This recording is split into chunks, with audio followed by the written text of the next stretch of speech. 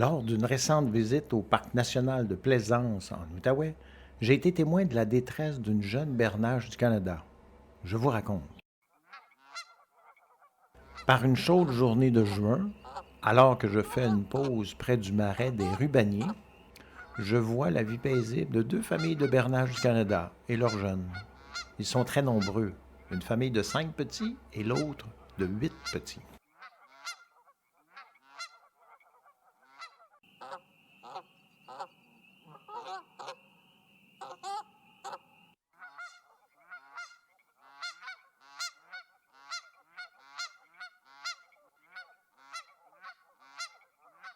Alors que les deux familles se rencontrent, je constate une certaine agitation, pour ne pas dire une agitation certaine.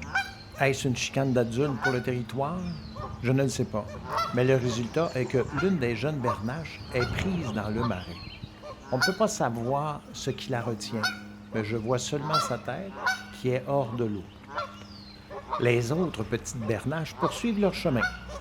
Là, les adultes sont en grande agitation. Ils agitent l'eau avec leurs pattes. Veulent-ils aider la jeune bernache? C'est l'impression que nous avons en regardant les images. Mais on ne voit plus la petite bernache. Après plusieurs minutes, certains adultes retournent vers les petits.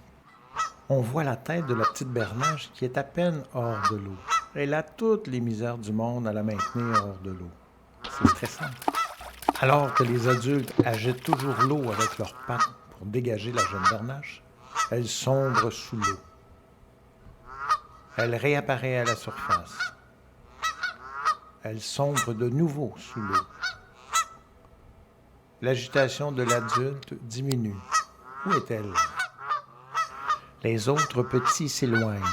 Ils sont 13, alors qu'ils devraient être 14.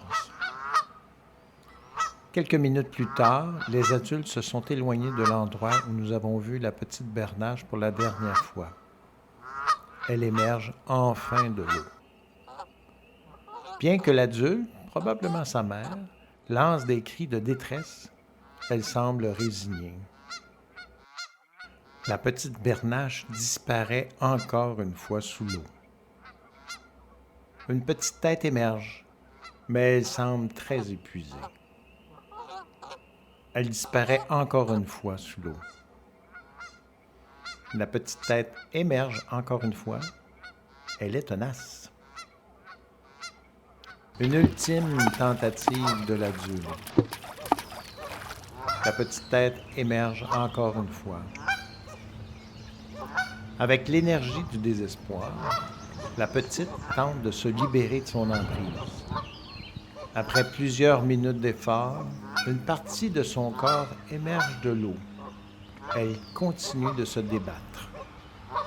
On voit un amas de terre derrière la jeune bernache. S'est-elle enfin libérée de ses entrailles?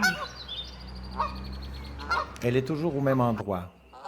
Aurait-elle la force suffisante pour définitivement se libérer?